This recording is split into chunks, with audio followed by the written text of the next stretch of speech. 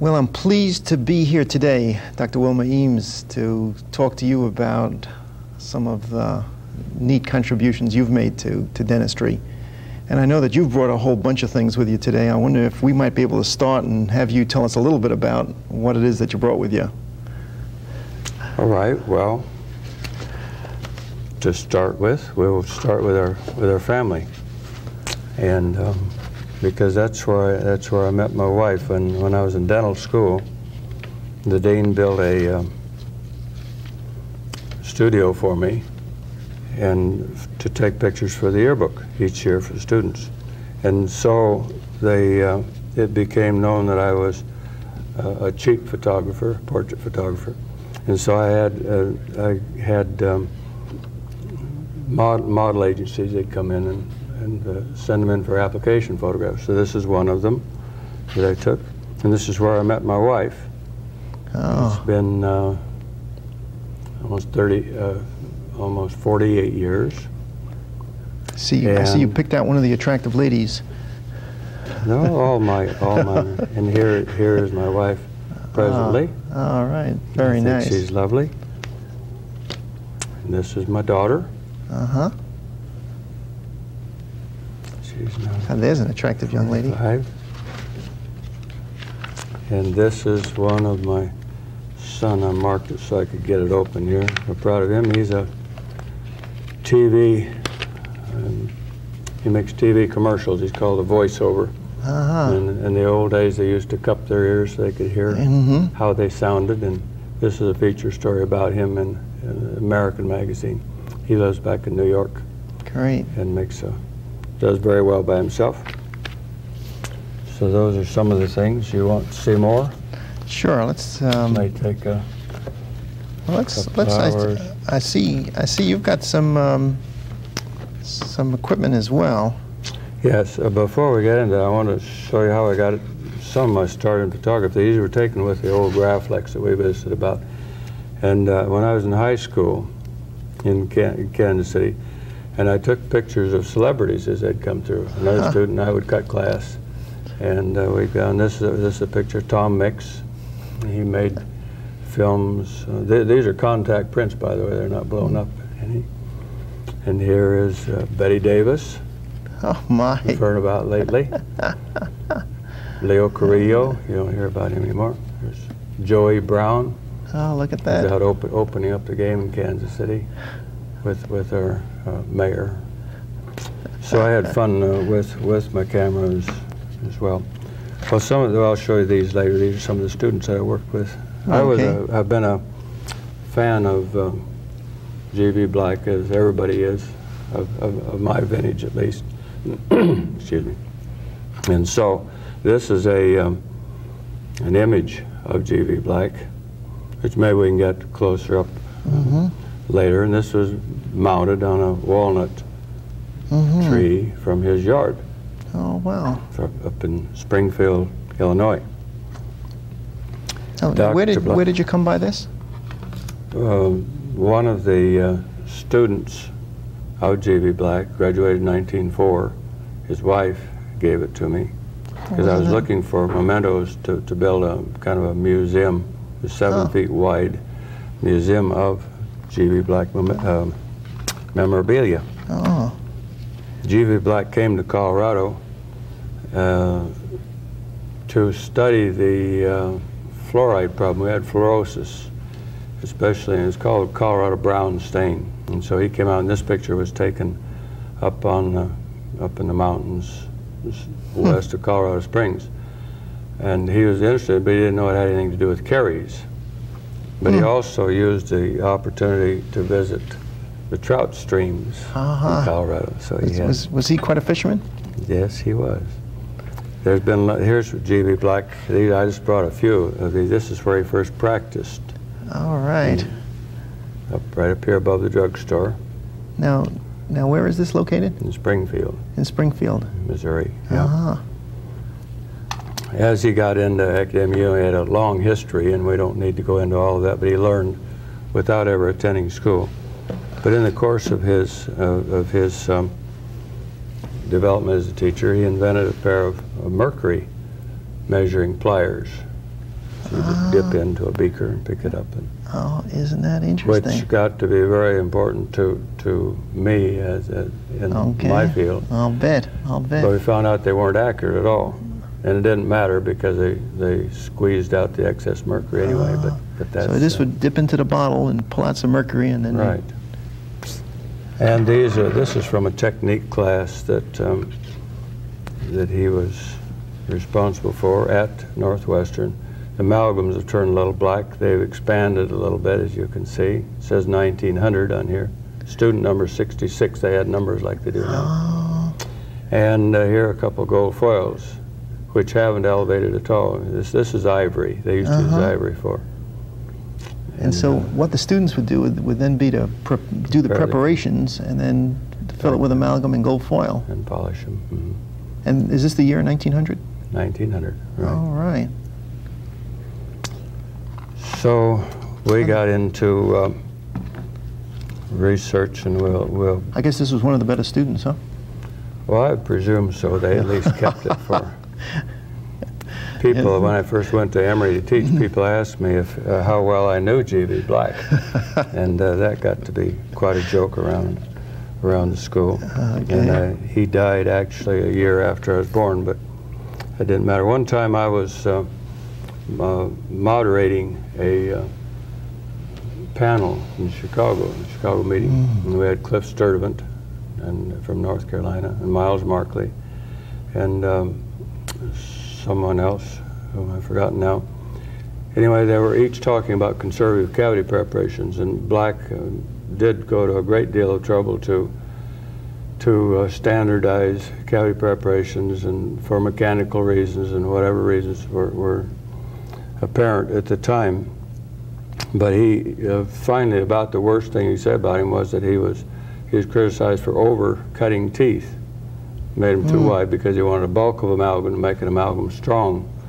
And so that became an issue with these two fellows. So Dr. Markley, who was a very good dear friend of mine, said that he did his preparations with a half-round burr, which is a pretty tiny burr. Dr. Sturtevant, when it was his turn, said that he had developed a quarter-round burr. So I got smaller and smaller each time. And I was flying home from the meeting, and I got thinking that I'd really been kind of left out in this conversation a little bit. That's right. So I came up with a burr that was smaller than theirs. It was my own interpretation of a conservative cavity preparation. And someone made this for me, one of my old friends. This is what I had conceived, and this is a prototype of the burr, large considerably, as you can see. But it's a burr without any head on it at all. Oh, right, yeah, that's... So it's very conservative. This is, you see, they had never had a burr for certain teeth, for congenitally missing teeth, for instance. Yeah, that's right. They didn't have any of those. So we did this study and built and made the burr. This would be quite a practice builder, too. It was, except, and it was painless. And they also used it for octogenarians that had never had any previous decay before. It was useful for that. That's right. And so I went home and wrote a paper on it. Oh, you actually wrote a paper about this one? Yes, it was published.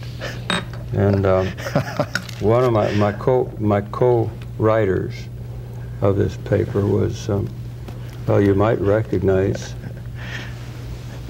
I had to protect him carefully when getting in here, but I felt it was appropriate to give him recognition that was due. You being a young fellow would sure, oh, you know. Yes, Alfred E Newman. Alfred E Newman.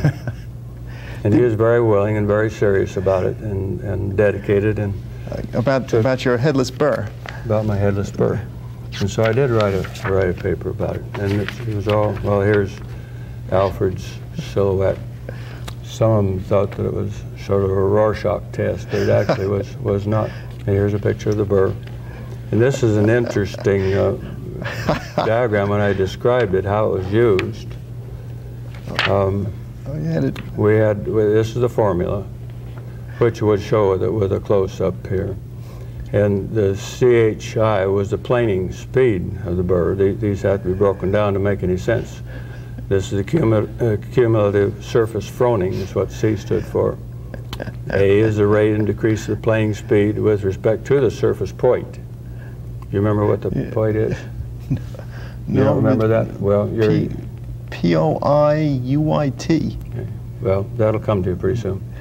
The N is a planing, see all of these are shown down here. The N is a planing depth of burr when this value becomes constant. And then the E with the upper R is a parameter of infinity, and the Y is a parameter of initial planing expediency. So down here we put these together in the typical research form. And the editor took it upon himself, he said, by the sheerest coincidence, this formula, when pronounced phonetically, gives credence to the dim but firmly held suspicion of incredulity, which spells chicanery. And that was embarrassing, of course, to have that just around everybody. But we had to kind of give it up after it's been around for a few years. I notice you do have some references in there. Yes. Well, here's Dr. J.V. Black and Finn Bronner. He's now deceased, but here's Time of Day, yes. and Dead of Night, Miles Markley, Clifford Servant, and R.A. Wolfgang, and then M.A. Messerschmitt. Those aren't important. The letters were a little disturbing to me because they were critical. Yes, with exception. I see outrage and tasteless. Yeah, and I meant it to be. I mean, that's the way new ideas often come off. You know, they're sort of. He says, well, J.V. Black said, I'm totally dispirited and feel like rolling over. Dean at Northwestern made fun of me. But still, there's one fellow wrote, says it's the best article they ever read in the Operative Dentistry Journal. It's the only one he could understand, you see. It's the only one that made sense. So that was the history of that, and we've had fun with it. It never did really catch on, but that doesn't worry me too much. That's the way with new and innovative things. This was an actual product that we developed while I was teaching at Emery, and I'll show it to you because it's useful. I'll even give you a box if you have any use for it. But they're contoured bands. Okay, now this is serious. This is serious. Okay, right. Well, everything I said is serious. Deadly serious. But these were developed and patented, and so by Bill Getz, and then he died, and the patents went on to Teledyne, and they manufacture them today. But they do give a natural contour and morphology that we expect to see. Since we developed them in the South, I thought it was appropriate we give them a Southern name. So we called them a Dixieland band. Oh, got the connection. Okay. That's about all of these. This is a journal that somewhere along the way we had to get into back into dentistry. So I resigned when I retired nearly 8 years ago. I became editor of this journal, and it's full of interesting things, current things, which may not be when this is seen. Sometimes it may not be of interest. So, but this has to do with the. I'm going to want to talk to you about this also in a little bit. North Dakota. Yeah, about the sealant decision. Controversy, yes. Yeah. Colorado's right in the middle of it now, too. That was, in fact, that was one of the articles that I did notice. Well, now that I've seen at least a little piece of the stuff that you've been doing. It's pretty heavy. And of course, I noticed that you had 100 articles published, and now I guess it ought to be really 99 now that I've seen the headless burr one, and 400 presentations. What I'm wondering, as you look back over those, some of this memorabilia and articles and things that you've invented, what would you identify as your significant achievement? And if you had to pick out one thing over a personal and professional lifetime. Well, I suppose that the development of the so-called one-to-one ratio amalgam would be considered to be significant because for two purposes. First of all, it was a kind of a breakthrough in a fairly sloppy amalgam technique, and then it gave me the opportunity to teach and to do research in dental materials, of which I had no background at all, and developed this as the years went by after I finished practice. Tell me how that all came about. Well, even when I was in school in Kansas City, I graduated in 1939, I worried about any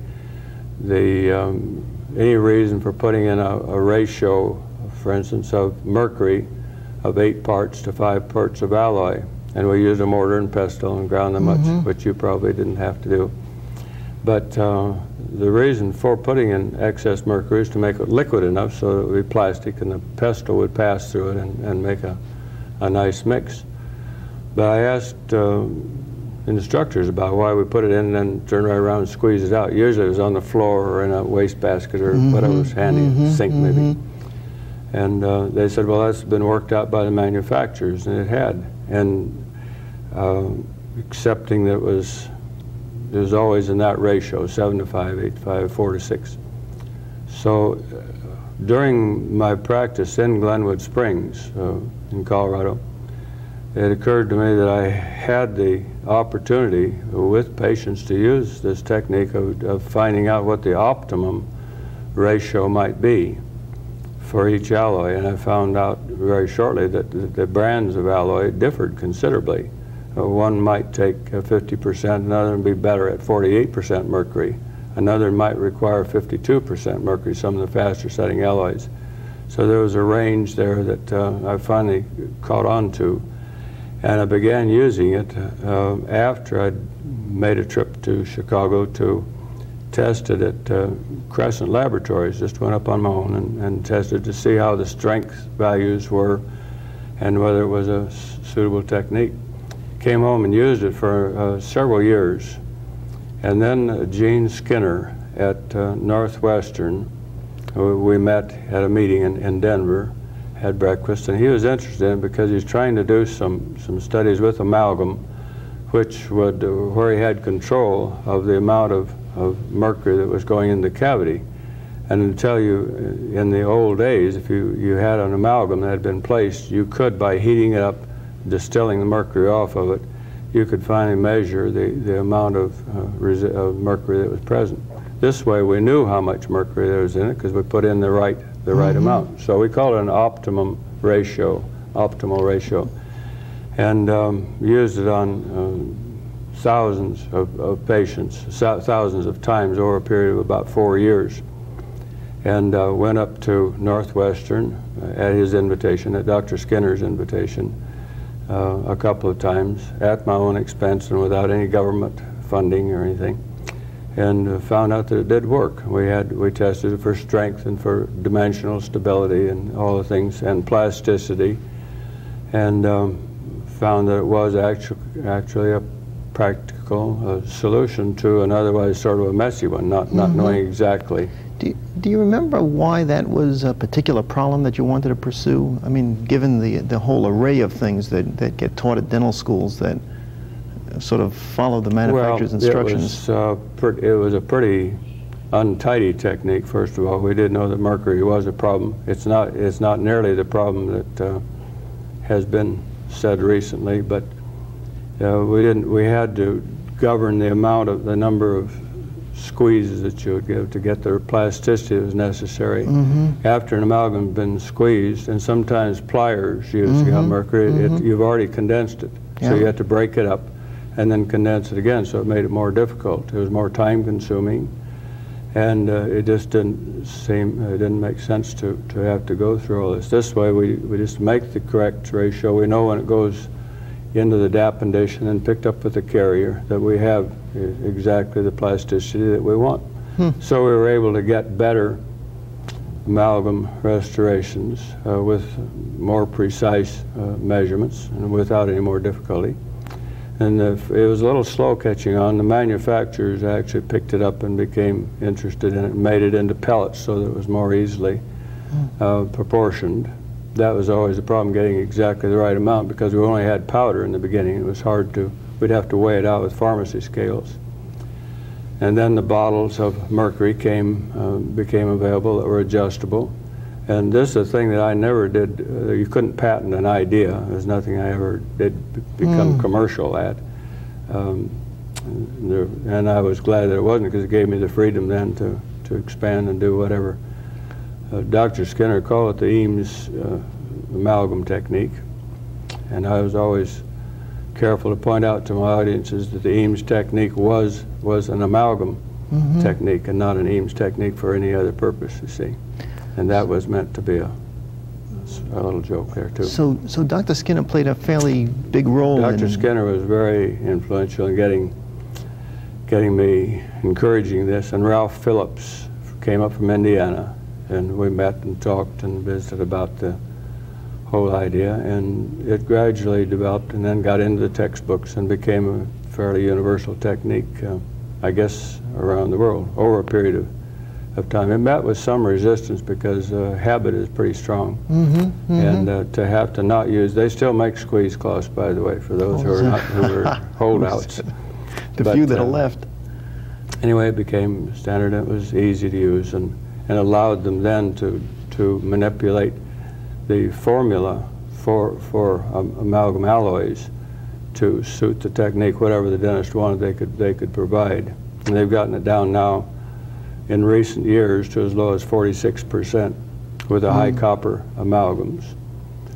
So it was not hard to get into once I understood it. But fortunately, by the time I went to Northwestern to teach, it had already been adopted there at the school, so it wasn't difficult. Let me just sort of track some dates in here, just so to get a feel for that. You started working on this problem as soon as you started in practice? Well, yes, I practiced only for a year and a half before I went into service. So you graduated in 39, and then in 41 you were in the service. Yeah, and got out in late 45, and practiced for a couple of years with Miles Markley. And it wasn't until I went over to Glenwood Springs, which is a resort town in western Colorado, and I had grown up only a short distance from there as a kid on a cherry orchard. My folks moved out there when I was very young, and so I was pretty much a western Colorado product. But the use of this amalgam ratio, mercury amalgam ratio, came about a few years after I went in there because it was so obvious to me. I thought there must be something wrong with it, which would be a human reaction, I guess. And so I began to use it myself, and then to test it. And then we used it for quite a while, and then I wrote the paper for the ADA Journal, which was accepted and published in '59. Okay, and at that point you were, let's see now, that would make you about 45. About that, yeah. Huh. And that was a sort of an interesting point in your life. Well, it really was, and I developed some sort of a strange allergy. This may not be of any big interest to anybody, but my fingers were splitting from I thought washing my hands 40 or 50 times a day, and I went to dermatologists all over the country and in Denver, and nobody agreed on the diagnosis. Dr. Skinner wrote a letter one time and said, obviously, after I'd been up there sweating out a lot of tests with amalgam, he said, obviously you're not going to be able to practice anymore. Would you consider teaching? And I said, well, I would, because I thought I was going to have to be selling equipment or something. And so I went up and visited with the dean during the midwinter meeting, and he offered me full rank for a professor, and I never taught before, but which I think when I did go there to teach, I'm sure the other faculty thought I hadn't earned. But it was, and they offered me a salary of $11,500.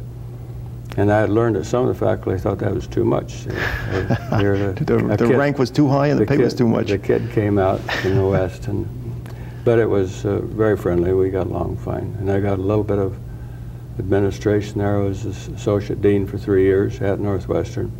But I enjoyed working with the students so much because I remembered well the various experiences and the interest that I had, and also the trauma that I had when I was in school myself. And so I began to relate with students on a little different level than the professional teachers had, just by my nature. And students found this out. I didn't necessarily get along with all of them, but at least I could understand their problems, what they were up against.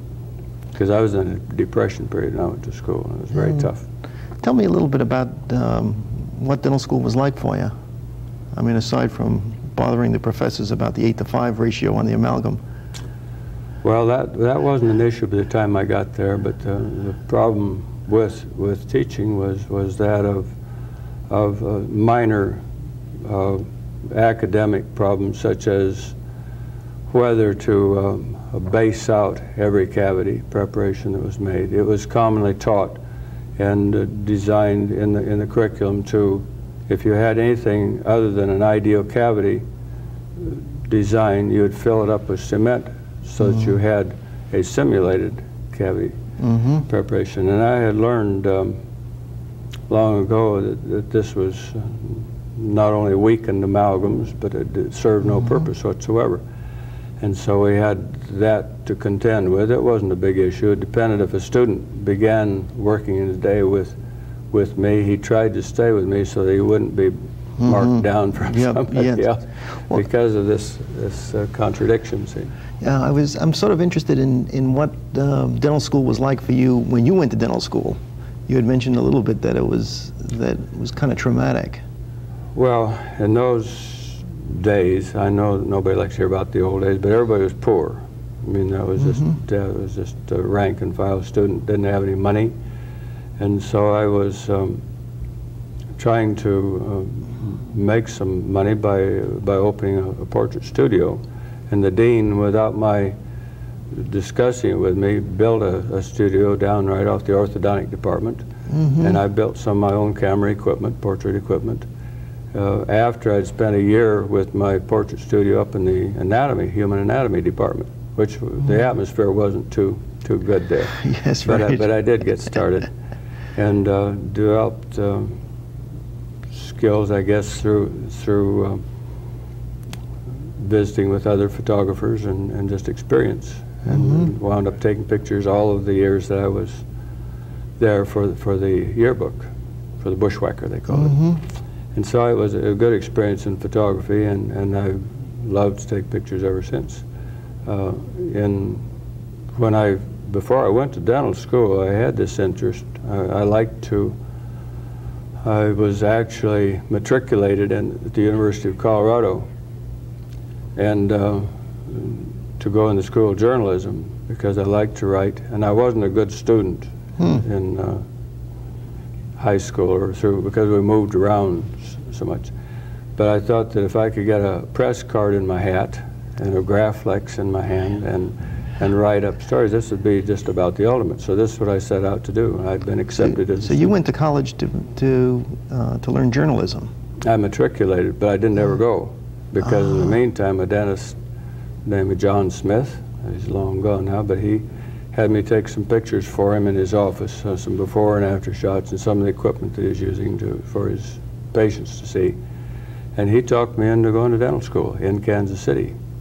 And it was very easy to get, even with my poor record as a student. And in high school, we moved around so much. We lived in 21 different places. And so I was always shifting schools, and I lost some credits along the way and didn't have a great record. But I didn't know what my potential was because I never did excel anything really very well. Excepting in some forms of music, I enjoyed that. But in school itself, though, I found out gradually through these years I was there that it was a terrific field, and I enjoyed it immensely. So Dr. Smith had a lot of influence in terms of... Oh, indeed. He was our family dentist, and he... John Smith was his name, and yes, he was very encouraging. And he came from Oklahoma, by the way. So when... So you started, I guess, dental school in, I guess it would be 1935. Actually 34, because I took part of my pre-dental there. In those days you needed 1 year, and part of it was on the Kansas City University campus, and part of it was in the dental school downtown. So we were traveling back and forth for half days at a time for that first year, and then I was a full-time freshman in the dental school after that. It was kind of a mixed-up time. How would you characterize the teaching in dental schools at that time, from your experience?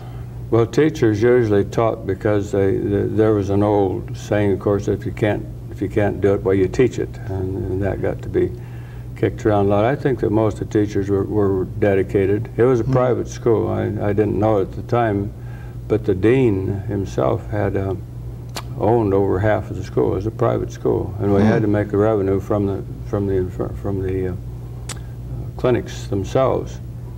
And some of the teaching was pretty much as it is today. They're well-qualified teachers. We had medics were teaching anatomy and physiology, and those were full-time. The full-time teachers were generally excellent. I didn't appreciate it as much at the time as I do now, but they were working under great handicap because of the economy. And everybody said didn't have any money. I was working the switchboard at night, rooming with 3 other guys, and taking pictures in the daytime and waiting tables at noon. And the dean owned half the school? Yep, he owned it, and then the shareholders, stockholders, is that held the rest. And until I actually graduated in 39 by 40, it was to become accredited, they had to, well, they even exist, they had to be affiliated with a school. So they became affiliated with Kansas City University. A few years later, then the University of Missouri took so now it is the University of Missouri School of Dentistry. Bought out the shareholders and took over the school. Yes, I don't know all of the details on how that transpired, but our dean was a super dean. I want to say that. Who was the dean? Well, is Roy Reinhardt. Everybody loved him. He's just a terrific administrator, and took care of all the students in any way that he possibly could. Made it comfortable for them. The poor students got second chances, and he's a very kindly sort of man, but also very tough. And he made it known that you had to hold up your end, and nobody ever graduated from there without paying their tuition. Well, they never owed any tuition. They had to borrow it, or they had to stay on and teach maybe to earn it. But it was a very tough. So we all loved him. He was great. I guess when the dean owns half the school, you don't leave without paying your tuition. Well, I'm sure he didn't get wealthy on. He did have. There was an interesting connection. I was hurrying one time from the other campus, which was miles away, in an old beater coming down Truth Street. Those who might remember Kansas City, and I got picked up going 30 miles an hour in a 25-mile-an-hour zone, taken to the police station, and I was allowed my one call. So I called the dean, and I got out of jail in effect in about 30 minutes. And I found out how that came about and it's an interesting story because Dr. Reinhardt was well known and liked by everybody, and he had some famous students who go through. George Hollenbeck was a graduate of there, for instance. A number of well-known men were. But we had a fellow by the name of Pendergast. The Pendergast regime, which is before your time, was a very powerful political force in Kansas City and in the state of Missouri. Harry Truman was part of the machine, and got some of his political offices through that. But anyway, Pendergast was in Colorado Springs on vacation, got a terrific toothache, went to a doctor, Wilton Cogswell, in Colorado Springs, was relieved of his problem, and he was so grateful to him that he wanted to do something for the school, and made this offer. This is shortening the story considerably, but Dr. Cogswell was very highly respected and well known in those days as an oral surgeon, and he had carved models from soap, ivory soap, which is white and it matched, and so he did skeletal models of the jaw and the various teeth and all the surgery that took place. And so they built a little special room for this display. Pendergast paid for all of this. He bought them from Dr. Cogswell. And this is a special room at the University of Kansas? At Kansas City, Missouri. Kansas City, Missouri. Which is called Kansas City Western Dental School. Okay. At that time, that was the correct name. Okay. So anyway, this display was, I don't know whether it's still there in the new school or not, but it was highly thought of. But it came about through this kind deed that Dr. Cogswell had done. And he wanted to repay the school, so he went through Dr. Reinhardt. So he knew about the Pendergast machine. That's how I got out of jail. Called up Pendergast to Yep. let my boy go. Yeah, it might have been better to left me there. Who knows? I had the sense that there was something about your experience as a dental student that sort of influenced how you then sort of served as a faculty member. Well, only I realized the advantage that faculty had on the students, and to teach with fear probably is the worst thing that we can do. And this view is shared by a lot of people, but some people, if they have an advantage over somebody else, will use this to their advantage. And I found that some faculty, this isn't generally true, but it is once in a while, would tend to put down a student because he had this authority. This authority figure scared the bejeebers out of the students, and so they would work with fear. And I found that you couldn't learn working that way, that you had to learn by sharing knowledge and experience and observing. And so in later years, many years later then, this did come out as a part of my career when I was teaching and doing research at Emery, which we can talk about. Yeah, later. and in fact, now that you bring that up, there's something I did want to ask you. I mentioned to you that I'd gone through a whole bunch of the things that you've written, and there was one statement that you made that sort of seems relevant right now, and about teaching, and you said the aphorism which states that students enter school as question marks and leave as periods should not hold true for dental students. And I was wondering if you might want to just tell us a little bit more about what you meant by that. Well, you've pulled this right out of the cold on me here, and I'll have to go back and well, it was that last statement right over here. Well, somebody else had made the statement. I think I quoted them. Yes, you did. Yeah. Well, what we were writing about here was in the school's journal, and it had to do with what developed to be a real great program, not because I was involved in it, but it was because it existed, and made teaching such a lot of pure enjoyment for me. And I started a little bit at Northwestern. I didn't have the opportunity because most of the part-time faculty were gone, and I didn't have time to do research. So I found that the students themselves would ask questions that I couldn't answer. Why do we do these things or this? Or like when I was a student, why do we put in too much mercury? And so, sounds a little bit like Wilmer Eames, getting paid back a little bit. So when I found out that they had these facilities at Emery, it was a new building, new facilities. They had 14 laboratories for student research. They encouraged this, and I didn't know about it until I made this momentous decision to move south to Atlanta, which was a great 12 years for me there. And we had an average of about 15 students a year working with me. And the students were doing things by rote, which is the way you learn from the freshman, sophomore technique classes. Oh, you put your burr here, and you do this and do this. But you don't really know what it means if you don't or if you do. So I found that the students were so bright that would come up, and I got NIH grants and private grants, and some from the dental societies and some from manufacturers. I made no bones about it. If someone would support us, why we would use the money that went into the special fund.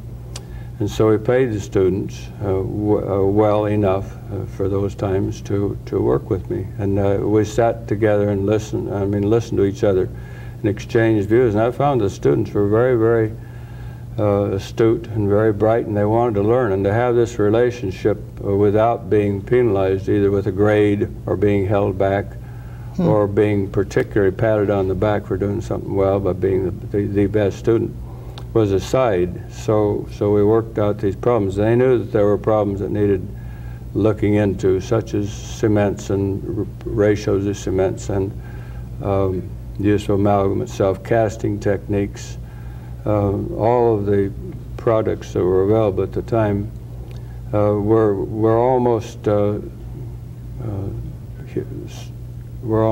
automatic with the students, because they could see, having had their chemistry backgrounds and having biological backgrounds, many of them came in with master's degrees already, or at least strong backgrounds in these sciences.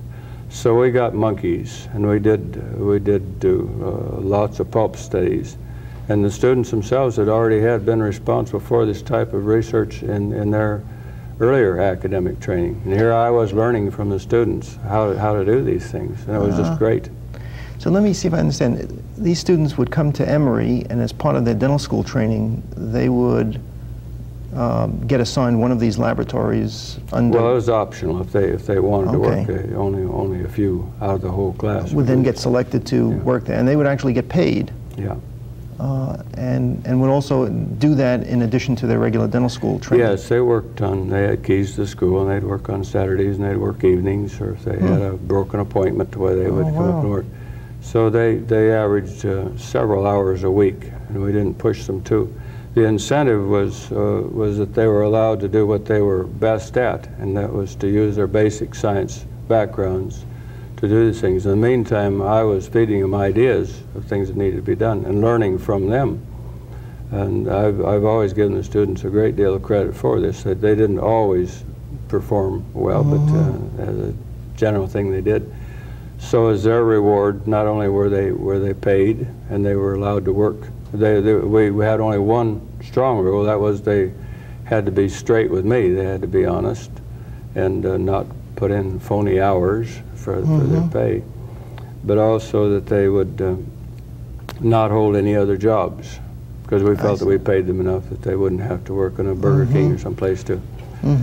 So as a result of that, many of them we would take to the International Association for Dental Research meetings, which they held annually. And we would pay their expenses and their hotel, and they got to read the papers, and then we would publish. Oh, super. So we had many dozens of abstracts, and most of them then went into papers, publications. We always made sure that the students' names were prominent as authors, as co-authors. Some of them didn't write well. Lots of people don't write easily or well, so we made it a big deal that they should do all of their homework and write it as well as they could. And then we had just a kind of a running rule that to give an IADR paper, it took 9 revisions before you could even get it readable. It took about that many rewrites to get it done. So they learned from that experience too what it meant. And then to present a paper before all these fellows, most of them were PhD caliber dental materials people. And so they had to not compete with them, but they had to perform before them, and they knew but they enjoyed it. They had a great time. And many of them have gone on into academia now. Was this opportunity at Emery the reason that you left Northwestern? Yes, primarily. I didn't have the time because we didn't have the faculty at Northwestern. And that is not a negative statement. We just didn't have. I found out that this interest, sort of an instinctive interest of mine, was I wasn't being able to express it. I was associate dean and doing a little administration, but. And the program at Emery was something that you set up. I mean, this whole idea of getting the students to get them involved in research. Well, before I had come, there were some basic science people who had students working with them occasionally. I mean, a few, like 1 or 2 or so per year, and they did, but not on this full-blown scale. And mine was all oriented toward dental materials, which had not been strong at all at that time. That's interesting. Has that ever been replicated anywhere else in the country? Or, well, when I read the papers now and go to the meetings, I do see more and more students that are performing, and I've heard about it from many of them, and people write about it. It is not a pattern that everybody follows, but I do know that we've had some influence, I'm sure. Actually, the greatest thing about it to me was the experience of doing it, not necessarily of the 100 and some publications, but right at the time of learning so much as a student myself. And so you were sort of a student with students. You bet. I was there to learn. Yeah. And I'd had the experience, the clinical experience, which was important to have too, both in practice and in the service, and then in, as a teacher, found what was hurting with the students most. I don't think all the students necessarily liked me because I was on their side, but I found out that they were really at a disadvantage. And I tried to get this sort of into the minds, at least, of the instructors that they needed to think of if they reversed roles, for instance, how would they react? And I was not always just a pussycat at all with students, because I expected the best out of them. Oh yeah, I'll bet you did. There was an award you got, and I'm going to just sort of get this in. Let me, and I have a feeling it may relate to what you were just talking about. In your list of what must be 30 awards, there's one that's called the Silver Fox Award, Emery University Students for Contributions and Dedication to the Student Projects Program, 1967 to 1979. Is the Silver Fox Award? Well, that was a one-time award, I guess. Yes, and obviously, with the hair, I couldn't help it. And during graduation, at the ceremony, it was a surprise. It was a surprise to the people who had arranged the graduation ceremony, who hadn't planned on it, because they didn't single out people. But one of the little women that was working with me, Kitsy Hendricks, she had somehow or other gotten this Audi Fox. And I don't know whether she stole it off the front of the Fox or whether she bought it. But anyway, it was mounted on an appropriate plaque and given to me. And I was real proud of it because the students did get together. And they got a very large testimonial sheet that they gave to me at a banquet with all of their names on it in appreciation. And I bet you're really proud of that one. Those things mean a lot. Yeah, and the faculty too, they signed it. That's great. So we're going to take a break right now. It's at 45, and then we'll get back into it again.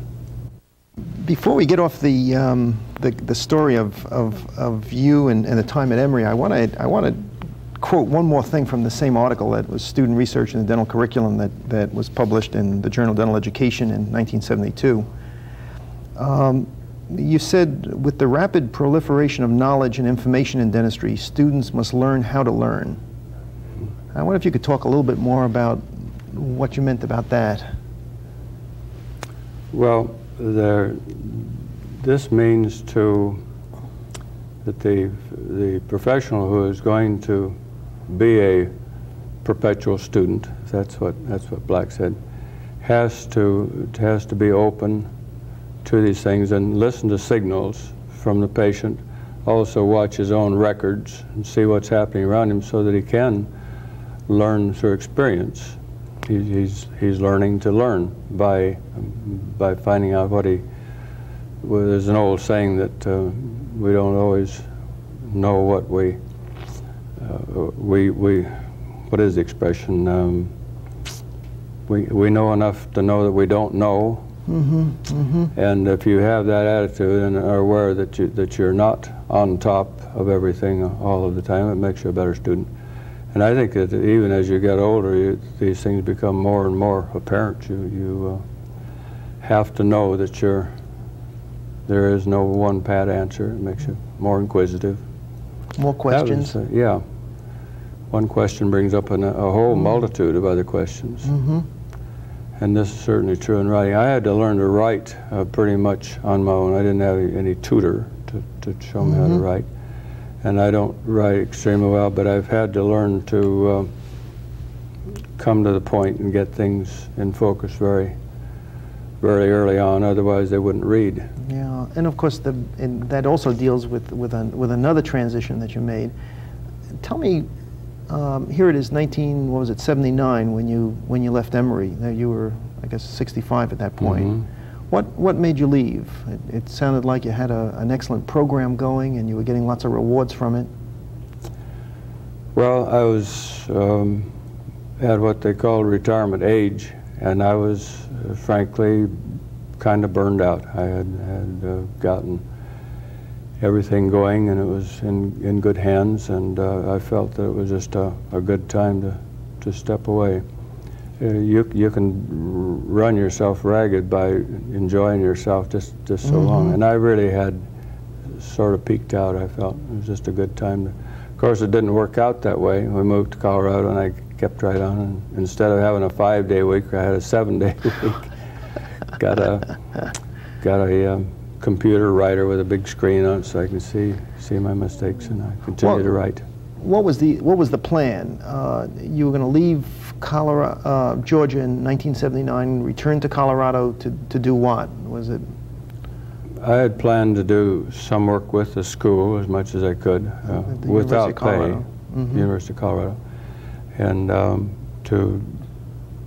I was also continuing on the circuit, as they call it. I still had a lot of unfulfilled plans, talks to give, and but it was a sort of a phasing out process. So it's been nearly 8 years, but I've never been any busier. I mean, the correspondence and the phone calls and the obligations in one way or another. So I've still enjoyed it.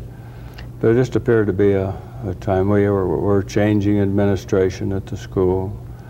There was some minor dissension. As a whole, the faculty at Emery, I was delighted with them as a group. In many schools, there isn't much socializing between faculty people, but there was there, and everybody had a good time. The faculty were very compatible, most of them were. So it was a really kind of a tough decision to make, but.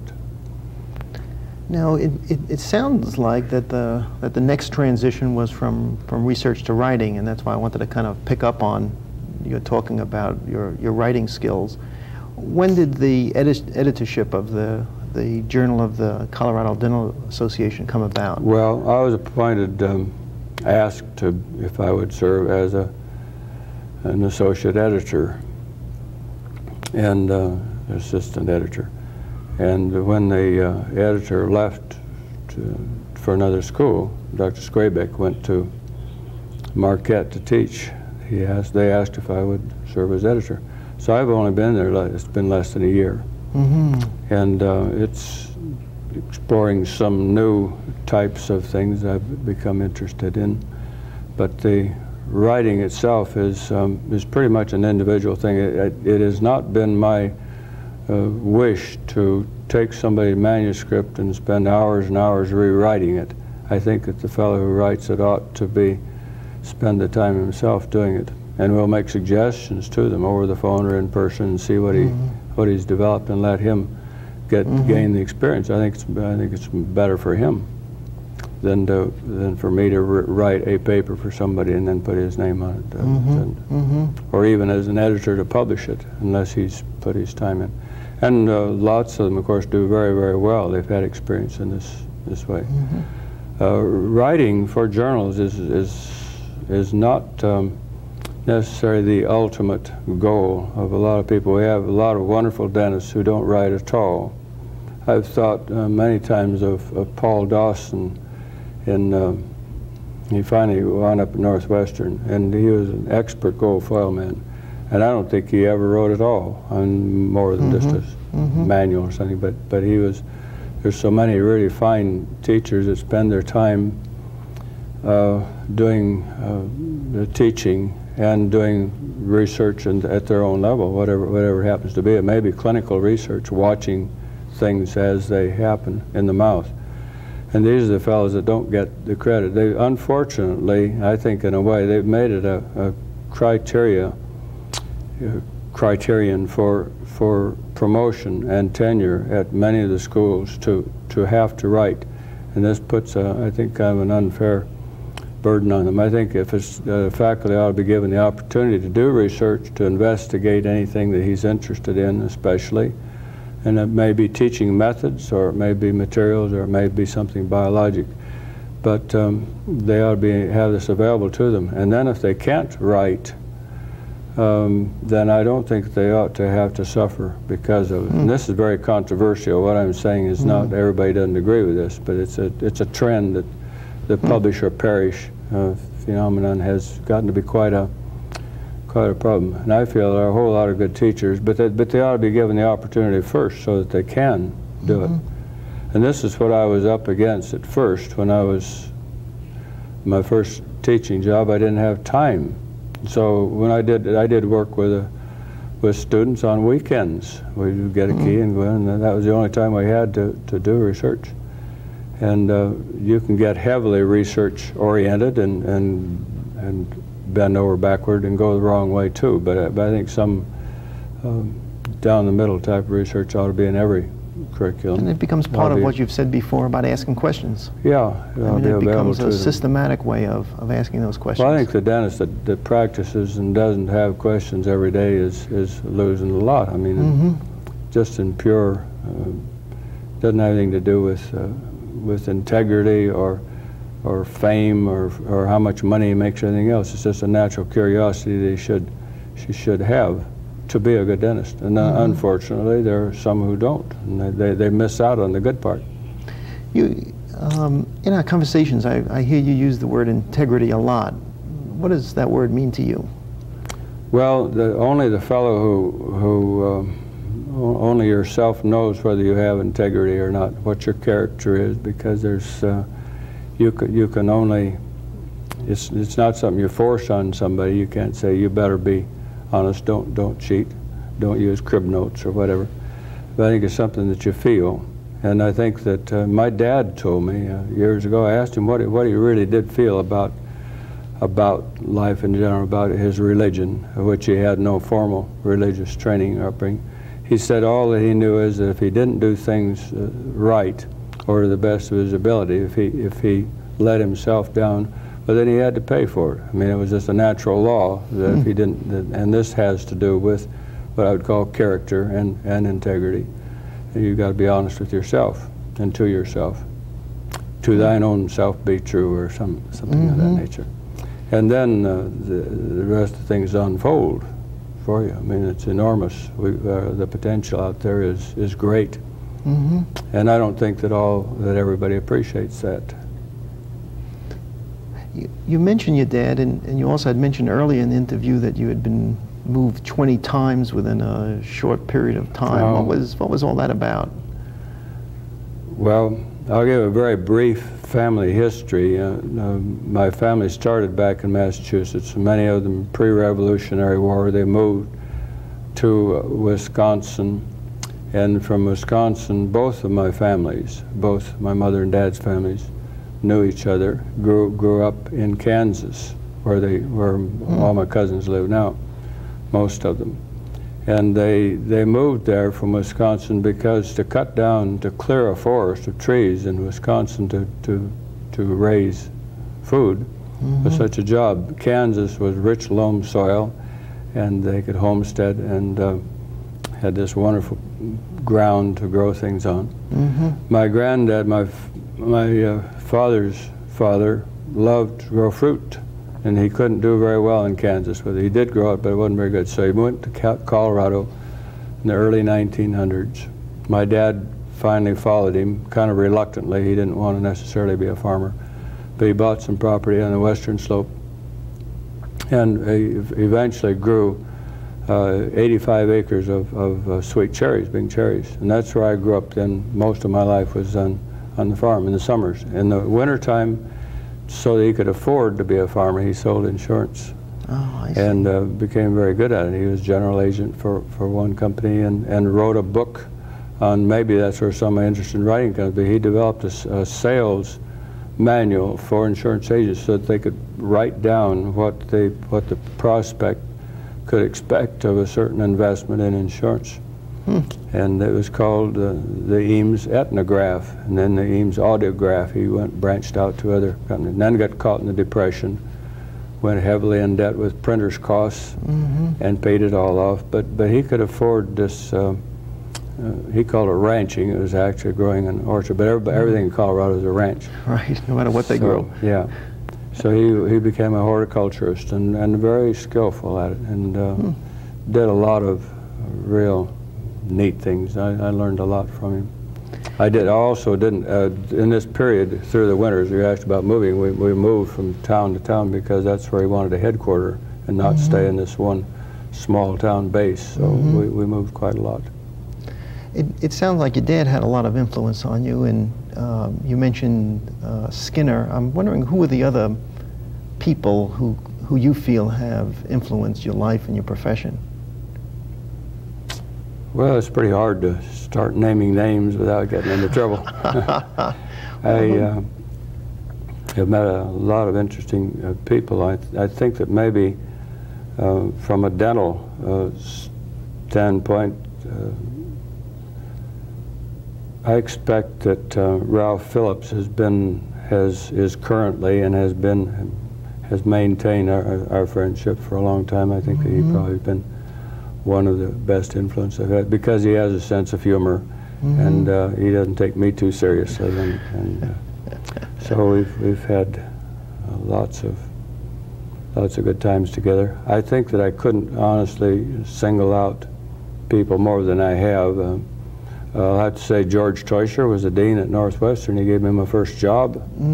Had it not been for him, I wouldn't have had the opportunity to develop this other career. So I'd have to say that he's high on the list.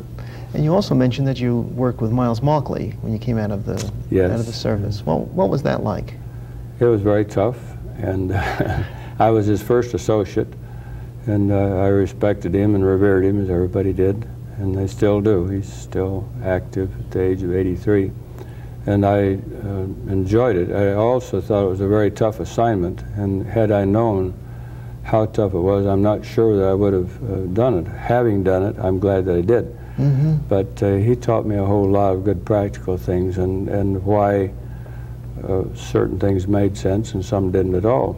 He wasn't always necessarily correct. He actually was an inspiration for some of the research that I did many years later to prove that he was either right or wrong, whatever his assertion was. And pins was one of the things that he became well known for. So we tested pins of all kinds of pins. And cement bases, we got interested in cements, partially through him because he believed that we used way too many cement bases. So, and amalgam, of course, was very big. At the time that I was associated with him, we did not have the so-called one-to-one amalgam. That came later, and he was very skeptical. You talk about influence, he was very much against this change, and he wanted me to prove it to everybody that it was okay. So I had to do this, and I don't know whether that's a positive influence or not. I didn't do it because he thought that I should. I did it because I wanted to do it, but we didn't. And then as soon as he found out it was okay, then he went along with it. But he's a very interesting fellow. Let's come back again to your growing up days and all of the excitement that was going on with that. And I wonder if you could tell me a little bit more about some of what happened to you. Well, my growing up days, as I indicated, were pretty much interrupted by moves, and being somewhat a retiring or shy nature, it was a little hard to make friends and then move away from it. It was always kind of a bother to me. But when we got into, I went to high school in Boulder for a couple of years and found out that I did have some skills in putting things together. I was a managing editor of the school paper, high school paper, and so I had to get ads, and in getting ads to support it so that we could afford to have a paper, I found that we couldn't generate enough money, so I'd have dances, Friday afternoon dances for the students, student dance for about couple hours, and we'd hire a three-piece band, which were pretty crude in those days. And those kinds of things, and being pretty poor anyway, all gradually developed so that by the time I moved to Kansas City to finish my schooling in high school, I had then become fairly good as a cameraman. I had a Graflex that my dad let me use, and that's where we got into the celebrity bit. Right. And I took pictures of the students that were officers in the school, and found out that there was a lot more to school than just the dreary academic part, because I was not a good student. I actually didn't know what my potential was, and so I didn't use it. But going through the social part of it, and going to dances with the gang, and becoming kind of more of the community in the school, I learned that that there was a lot more to living than what I was getting out of life, because we had moved around so much. Then, having stayed in Kansas City and went on to school there, then I developed the photographic skills and so on. But in high school, and in my last year in high school in Kansas City, there were 2 or 3 of us would run home from school. It was about a mile away, to listen to a program that was coming out. They called them a sustaining program from Chicago. A sustaining program is a filler. They didn't have any sponsors, nobody paid them. And there were the Merrimacs, and nobody knows about the Merrimacs anymore, but they sang 4-part harmony. And they couldn't read music. And there were two men, 3 men, they're brothers, and then a girl. And they sang these 4 parts of harmony, and they learned it by listening to the trumpet sections of big bands. This was the start of the big band era, in the middle of it. And I met them. We used to listen to them, and then we got little groups of our own, began to sing in trios and quartets. But I met the Mary Mac group out in California on Hollywood Boulevard years and years later, on the marquee of a little place. And we went in and said, could they come and meet us at our table at the intermission. And we reminisced about their singing and so forth. And I was just a real thrill to me, because they were actually the first ones that started this type of singing. Well, since that time, the Modern Airs and a whole lots of groups, many of the groups of singers have become well known. And the Merrimacs, I've got to run them down sometime. I hope they're still alive someplace. But in dental school, we had the regular glee club, which dental schools don't have anymore. But the reason we had a glee club was to go around to the high schools to impress them, and we are on kind of uniform, standard uniform, to go to dental school. I mean, we would get dental students any way we could, by hook or crook. I mean, there were no rules. So they thought maybe that would be, we made a good impression. You know, that idea of the dean owning half the school gets better and better. I mean, getting the students out to go hustle up some new students. Well, we hustled. And but we also had a trio, and we sang as little special features just through the performance. And one time, I'll have to admit that I started it myself, but I wrote a note to our director, was Dr. Davidson, Linville Davidson. He was a fine man, part-time teacher. And I wrote a note to him, and we passed it on down while we were singing, or somebody else was performing, down to him. And he sat out in front at the audience with this white coat on and very formal. And the note said, "Dr. Davidson, your zipper is open." And this embarrassed him. He turned red, and you could see him. Then he started down at the bottom, looking around, and felt stitch by stitch up to see if it was happening. Then he realized that he had been taken, see, he had been had. And so he called on us to sing, this trio to sing, without our knowing that he was going to do it. He got even with us, in other words, so we were unprepared and tried to make us fall on our faces. But that was just a little fun. But at the time in Kansas City, we had a regular radio program, another sustaining radio program, which we didn't get paid for, but it was just for fun. And various times we would sing for weddings, and we would sing for special occasions, and tried to pick up a little money. We would sing for beers if we didn't have any money at all. We went out on True Street. Did you ever think you'd like to do singing professionally? I did finally, got with a group. I'd heard them on the radio, and there were only 3 voices. And there are 3 harmony parts. There's the lead part, and then there's a 3rd part, and then there's a 5th, and there's a 6th note, which is a discordant note. But I call it a harmony note because it's a kind of a weird sound, and I like the sound. That's what the Merrimack sang, and I learned to do this. And so this group, I called them up and said, "You need a 4th part." And they said, "You're right, come down." And to make a longer story short, they'd been singing with a professional group, with Sammy Kay and others for a long time. And they'd made a recording, they call electrical transcription those days, for Horace Height. Now Horace Height sent a telegram, offered us, and I was included in the group by then, $100 a week a piece to go on the road. In those days that would be 10 times that amount of money. And I'd never heard of so much money. And I was a junior in dental school, and I would have quit school in a minute had that been fulfilled. But they had been, these other people had been on the road and banging around for so long, they wanted to settle down and raise families and not go. So that was the end of my professional career. It got cut off right then. But I've enjoyed singing ever since, and in fact have even recorded. When I was living in Atlanta, I bought a tape recorder, and it was a multiple recording, so I could sing with myself all 4 parts. And it may be that we can incorporate that in. It's on the cassette here.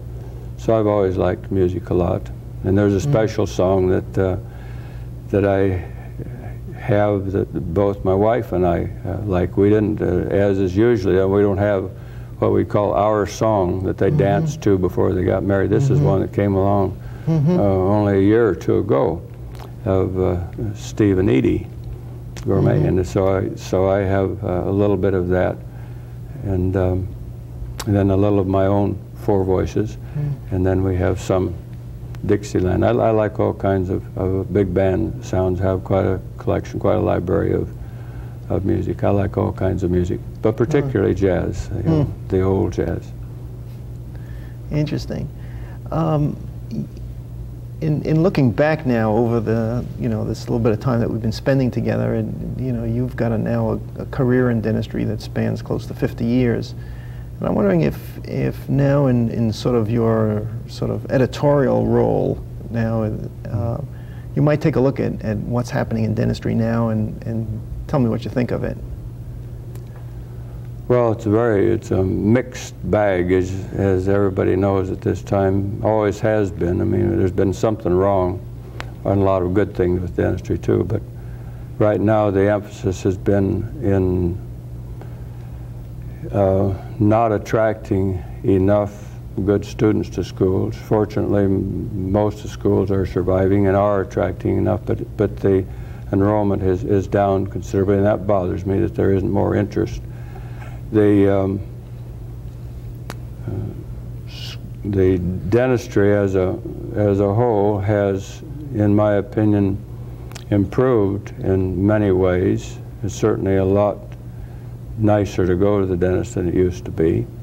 But some of the products that are now marketed and heavily marketed, marketing is the magic word these days, is to use big double-page spreads and give courses on how to use their products. And this bothers me because, and it's for real, because the products haven't been adequately tested.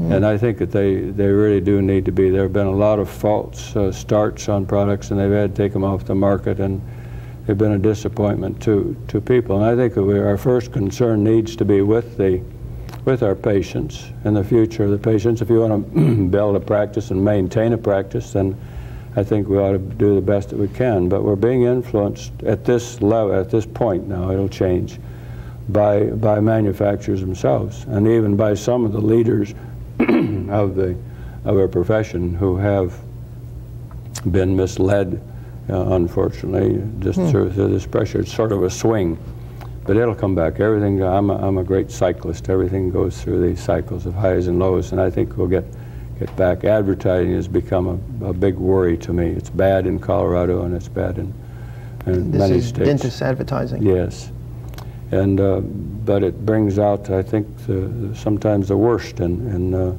fellows. If there is a lack of character, well, then it makes them even worse.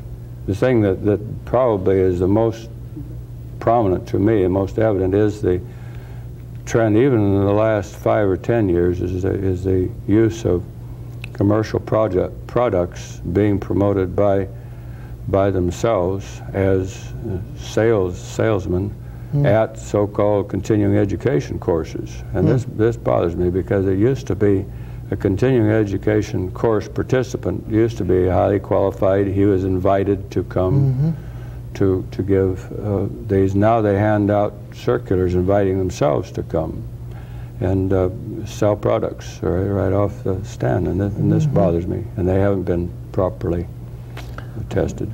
I know in looking back through the journals that there's been a number of letters that you've written about the use of sealants and dental hygienists using sealants. I wonder if you could maybe speak a little bit to Well, very briefly, the sealants were first promoted by one company, and we, as long ago as 15 years or so ago, made the prediction that they would be misused, that they could be used in places they weren't necessary. Dr. Black, whom I frequently quote, said that if a tooth has become decalcified and at a certain at a certain age level, and then has become discolored, a groove, then there's no need for a filling whatsoever. And this is way back a long time ago when he made this observation. And now, with fluoridation that we have, I think that maybe, I know that a lot of teeth are treated unnecessarily with sealants. It's been a promotional thing.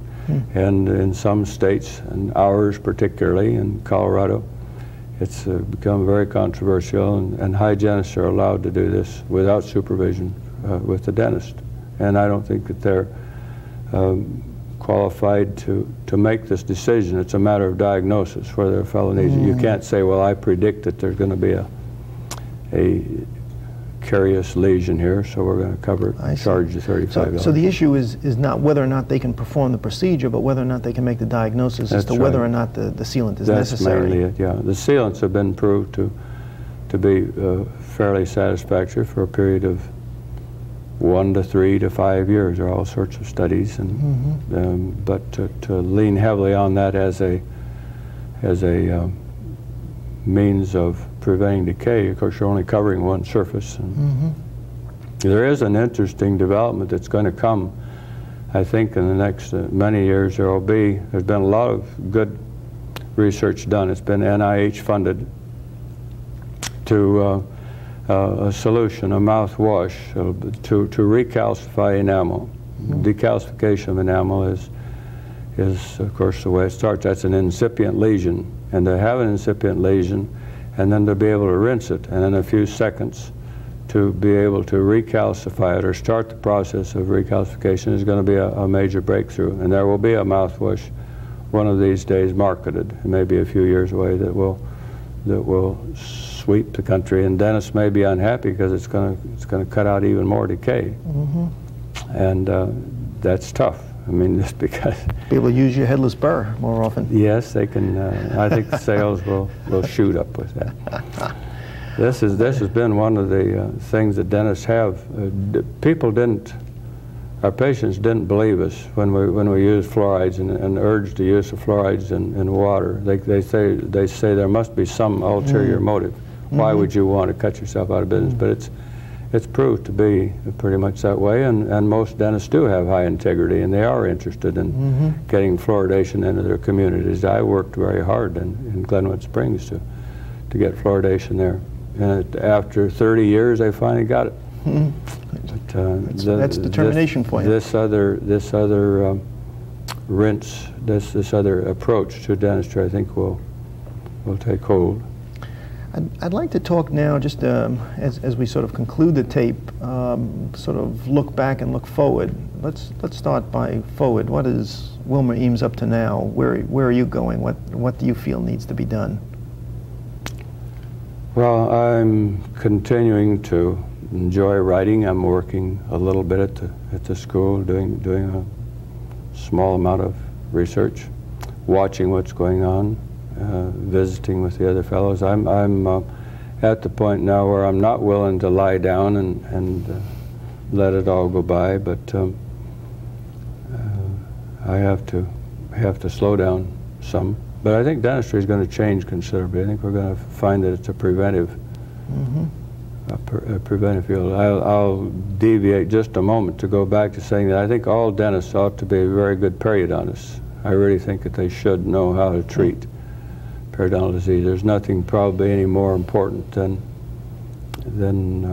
good home care, taking care of themselves and knowing how, and knowing what a pocket is, knowing what an incipient pocket is, and how to treat it. I've been a great advocate of toothpicks for a long, long time. I've been influenced, and this does prevent pyrethrosis. So if we can partially eliminate periodontal problems and caries, then we'll have to find some other thing to lean on. I think dentistry will change. The emphasis will change considerably because of the new things that are coming.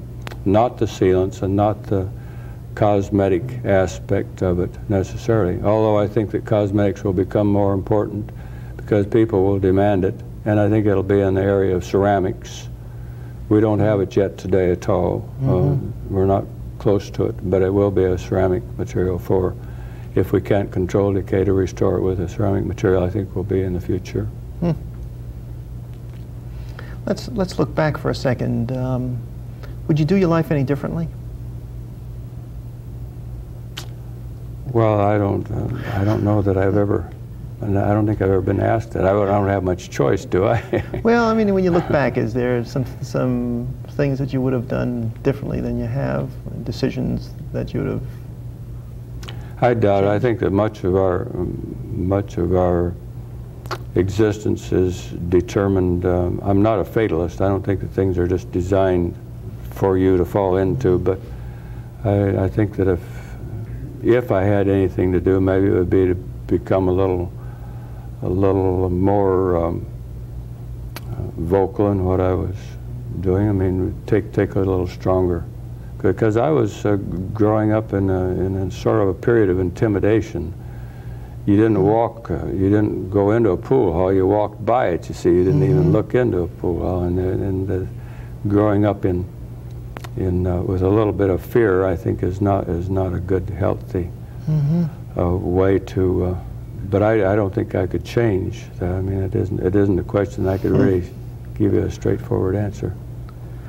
Although in lots of ways, the way you've sort of conducted your whole professional career has been one which was sort of the opposite of the fear. What occurred to me, and as we were going through the interview, one article that I picked out, something that you wrote about Miles Markley, and the title of it was something you wrote in the Journal of Colorado Dental Association, which is the continual student.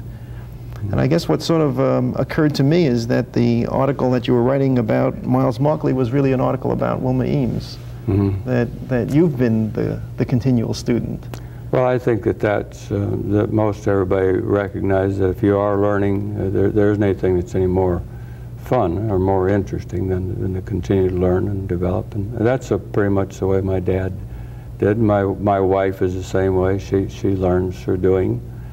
And I think it'd be a pretty dull life if you had to sit back and play poker every afternoon, or had to play a round of golf every single day, because there's so much going on in life, just in general. I think it's a very vital time of our career. So I don't know. You asked me if I would change anything. I don't think that you could really. I think you have to develop and take opportunities to develop, and this is maybe where some of us would be short if we see something that we don't understand. I think it's more to our credit to pursue it and find out about it. I gave my kids some advice a long time ago. At various times I gave them advice, but the one thing I said, whatever you do, it really doesn't matter a whole lot, but whatever you do, learn to do it well. And that, I guess, has been probably what has sort of driven me into one thing. If I want to get a picture, I might have to take it a dozen times to get it right, but eventually you get it right, or redo and keep at it. And I think that is progress, maybe, if you can get the best that you can out of yourself. Or not try to influence somebody else necessarily, but do the best that you can. That's pretty elementary, but that's about the way it is. Yeah, and I think that really captures it. Well, it was good talking to you, Wilmer Eames, the continual student. It's been a real privilege for me. I thank you. Thank you.